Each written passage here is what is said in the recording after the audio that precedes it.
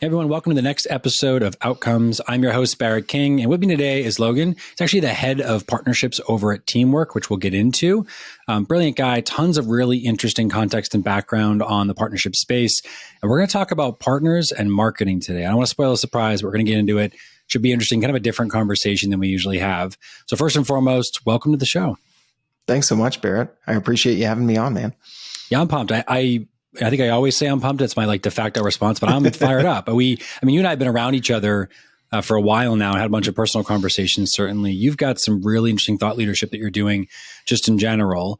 But as always, let's start off with the first question, which is, what does partnerships mean to you? And you said collaboration that leads to mutually beneficial outcomes, which you get a bonus point because you said outcomes in the actual explanation. Do you want to modify it? Do you want to change it? Floor is yours. I feel even better about it that I use the name of the show in that definition. I wish that I could say I was smart enough to really premeditate that. And no one's done this. So I'm going to show up and bring the heat with Barrett today, but it just happened. But I think it does start with that collaboration, whether you're talking about sales partnerships, if you're talking about strategic partnerships, we're going to talk about the marketing side of things and how partnerships can impact that. I think collaboration is the big thing that I always start with. And I think that's why it was the very first word in my definition that ended with your word of outcomes. So we bookended. I like what we did there. And it was not intentional. Logan is not a plant. I promise you all. But you nailed it, man. And so obviously in terms of the marketing component of it, right? So what are we going to call it? Is it partner-led marketing? Is it parketing? We're going to do some cool buzzy word with it. What are you going to call this whole thing? Because we're obviously going to talk about a bunch of different components of how those two concepts and teams and business units interact. What should we call it?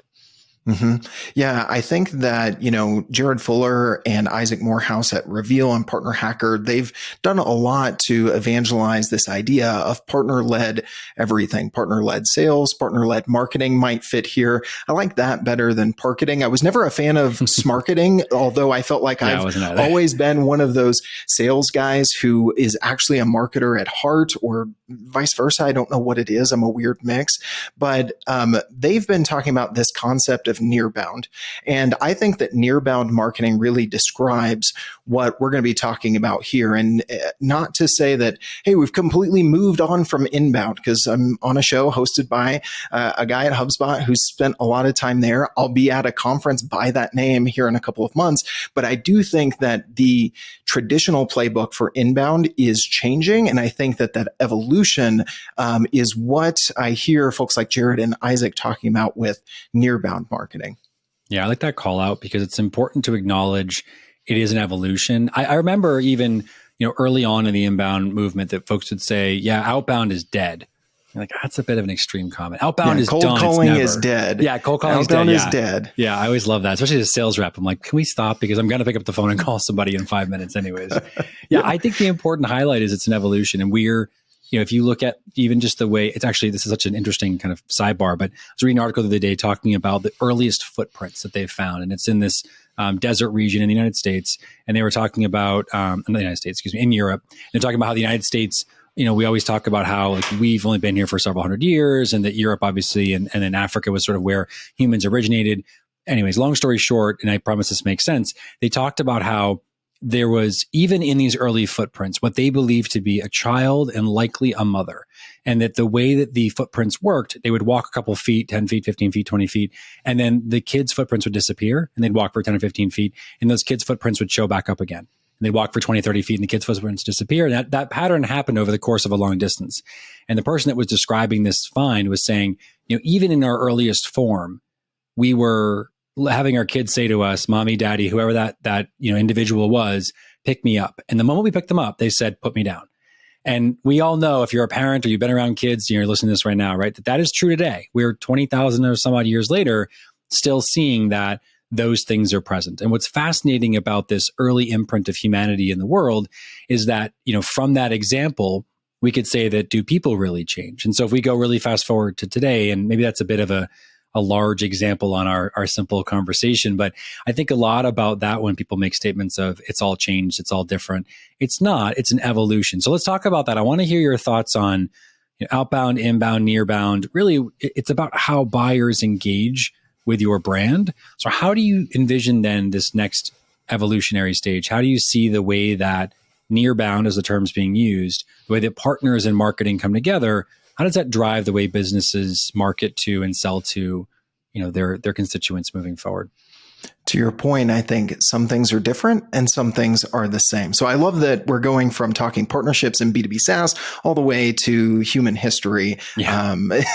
I think that's just natural for the sort of conversations that you and I typically have. But I think for anyone who's been in and around HubSpot or has been a HubSpot fan for a long time, remembers the days of not only were we saying, cold calling's dead or outbound is dead, but there was a graphic that I remember in some HubSpot Academy courses and other content was outbound is interrupting, inbound is attracting. And that was a big shift to the market. And it had to do with the bigger shift, as any narrative like this goes, that is actually describing what reality is. It starts with what's new and what's different in the market, though some things are the same.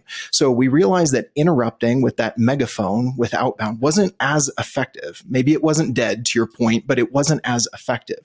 So we moved to inbound, and you have this concept of here's your prospect and here's your company, attract them with a magnet driven by educational and informative content that drove the inbound engine, right? I think what has changed is the context. We're still trying to attract people with the magnet, and that works. No one is saying that inbound is dead. However, when you kind of zoom out and don't just look at your prospect or audience and your company, you notice something. They're surrounded by a lot of magnets, right? Other brands, other things demanding their attention, from, Ted Lasso that they want to finish on Apple TV, to this Netflix series, to the NBA finals that just wrapped up, to all this content they're trying to consume for work. There's magnets all around them. And guess what? Some of those have bigger pull. Some of those are larger magnets. Some of those magnets are closer to the customer. So what do? You can try and build a bigger magnet, which means more content, more ads, things like that, where we realize that there's a diminishing point of return. Or you can use part of what I just said there earlier, getting closer to the customer. So how do you get closer? Again, if you're looking at that full context of your audience or your prospect and your company over here, they're surrounded, reaching into that ecosystem. There's a partnership word, right? Reaching into that ecosystem that's around them, making those connections that you either already have or make sense to leverage the collective power of those magnets that are in and around your audience to have more collective pull, more collective power that is more effective than just trying to build a bigger magnet. And a big part of that is trust. I think it was 10 plus years ago, it was declared that data is the new oil, right? And data was the fuel for all of marketing automation, right? We now can get access to your contact information. We can get access to what you do when you look at all that sort of stuff.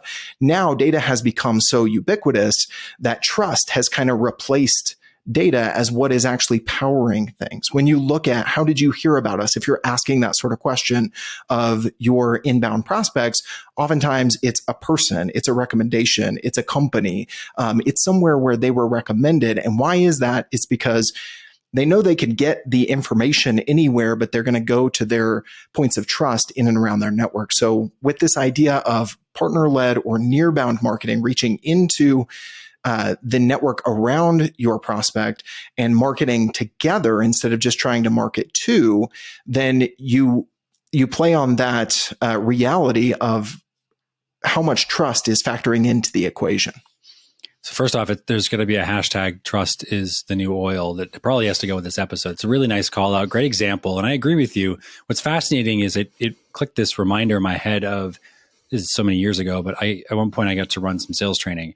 And as a part of that initiative and that program, we used to talk about and tell, because you were a sales guy, you get this, tell all of our new hires, you need to go and join the conversation where your prospects are. It's like join the networking groups, join the LinkedIn groups, read the blog, comment, all of those functions that we told our sales team members to do. It worked. Like they were building trust in the market because they were listening to the buyers, the potential buyers, and they were learning what they truly wanted. And then it actually, by proxy, created that dynamic you described where they came to the door, customers said, I want to buy from you. We said, where'd you hear? And they said, well, I saw one of your folks talking about X or Y in whatever community they already existed in.